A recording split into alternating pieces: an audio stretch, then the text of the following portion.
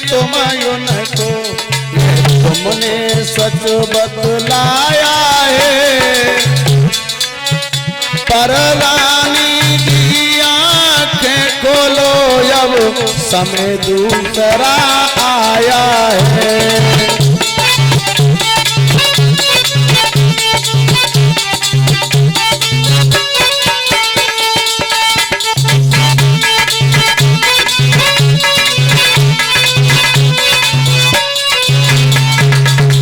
कहने लगी है मुझे लग रहा है अगर कहीं राज तिलक हो गया तो तुम्हारा कोई ठौर ठिकाना नहीं रहेगा, इसलिए भरत को राज तिलक नभ से वरदान लिया जाए। राघव को 14 बरसों का कलही वनवास दिया जाए।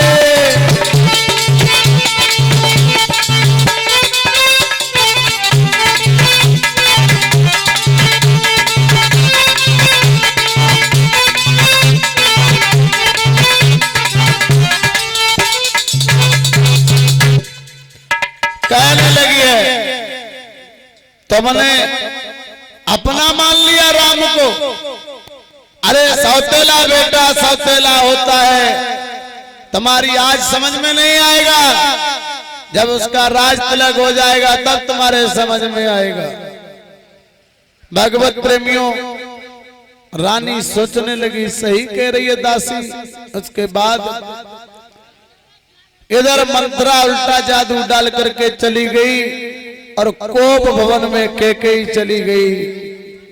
इधर खुशी खुशी राजा दशरथ आए हैं और जब सुना है कि कैकेयी कोप भवन में गई है तो उनके छक्के छूट गए और आगे को चले हैं कि डर पाने से सकुचाने से हिचके से पैर बढ़ाते हैं, सहलाते हुए कामिनी को कौशलपति खड़े मनाते हैं।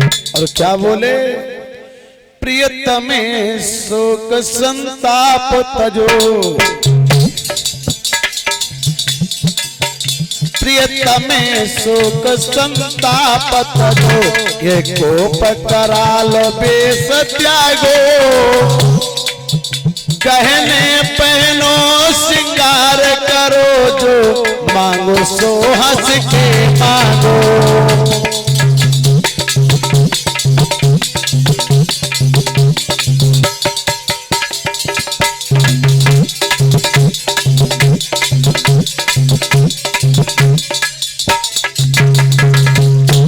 कहने लगे दशरथ, अरे यहाँ लेटने की तुमको क्या जरूरत है? अगर तुम्हें कुछ चाहिए, तुम्हारे बड़े पुत्र राम का कल राज्याभिषेक है, तुम जो चाहो वो मांग सकती हो। मन ही मन मार कर कर उठी कुचाल मुस्काई, कहने लगी अब तरछी चितवन डालो। कहने लगी तुम मुझसे कहते हो मांगो, मैं क्या मांगू? नित लेन देन की चर्चा है, देना है कुछ न दिलाना है, और बादाता 2 वरदानों का उनका भी नहीं ठिकाना है। तुमने हमारे 2 वरदान थे वो नहीं दिए, और ये 20 मुद्राएं श्रीमान भैया ओमपाल वाल्मीकि भगवान के चरणों में पुष्प अर्पित करते हैं। भगवान ऐसे भक्तों के हमेशा भंडार भरते रहें, अपनी इच्छा और आकांक्षा। बस इतनी सी बात पर तुमको रूठना आ गया, हमको तुमने दोषी ठहरा दिया।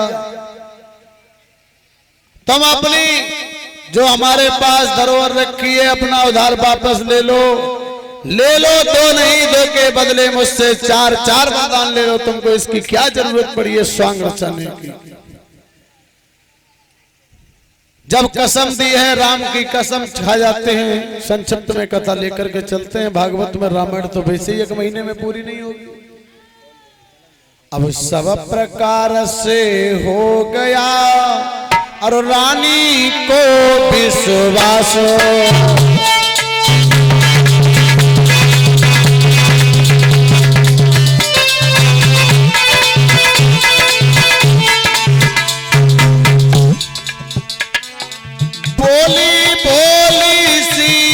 बनी जय हो धर्मो निवासो।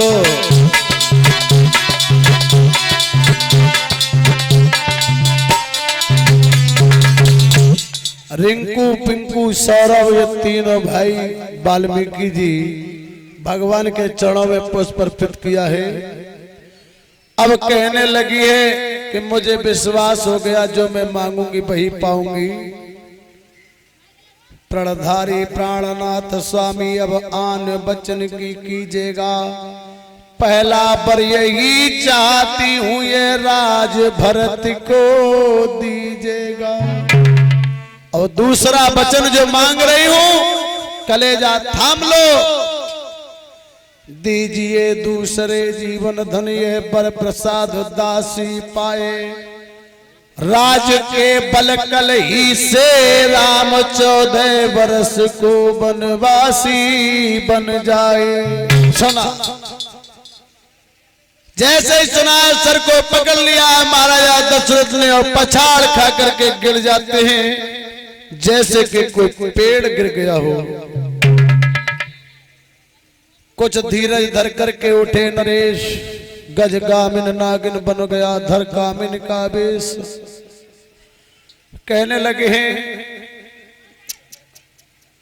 कल ही दूतों को पहचा कर दोनों भाई बुलवाऊंगा। सुंदर दिन घड़ी शोध करके युवराज उन्हें बनवाऊंगा।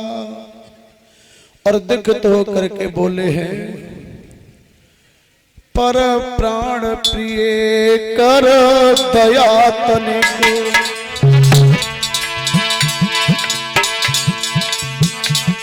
पर प्राण प्रिय कर दया तनिक।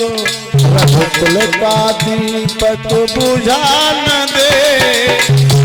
आशा के फूले फूलों को भामिनी धूल में मिलाना दे।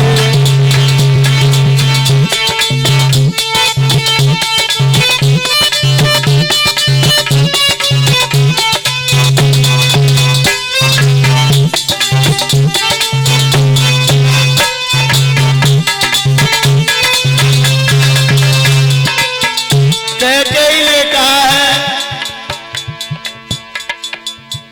ये तो घर ही की बातें हैं। कुछ पंचों में अपमान नहीं। बस एक बार मुख से कह दो कि दूंगा तो वरदान नहीं।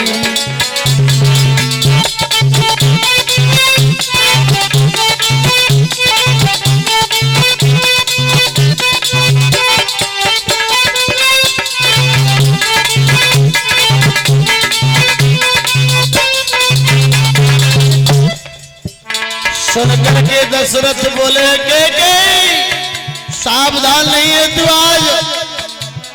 अपने ही पैरों से अपने हाथों से अपने पैरों में कुल्हाड़ी को मार रही है। एक दिन सर धुंधन करके पछताएगी। तो मुझे गिरा रही है। ओ नीच बुद्धि वाली नारी ऊंचे से हमें गिराती है। जो सत्य हमारा जीवन है।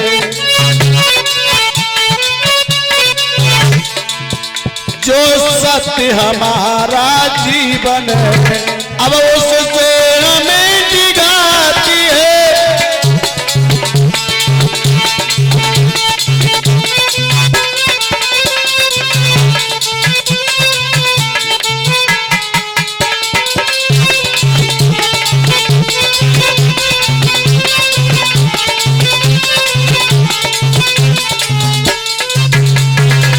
जब राजा दशरथ समझाते हैं कैकेयी के लिए तो कैकेयी नागनी सी फुंकारती है।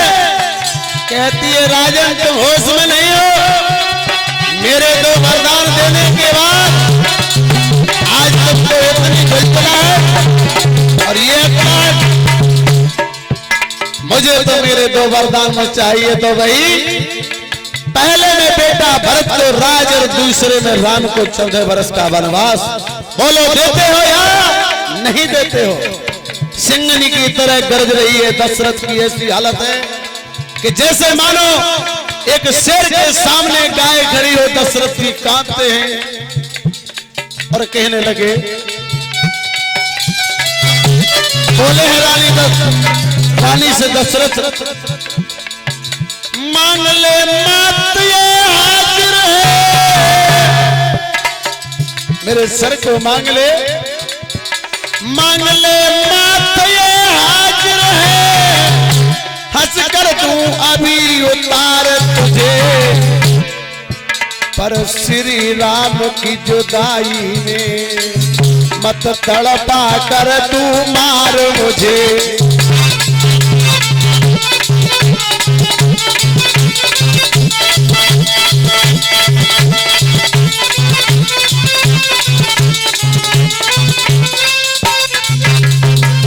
उसे बर्दाश्त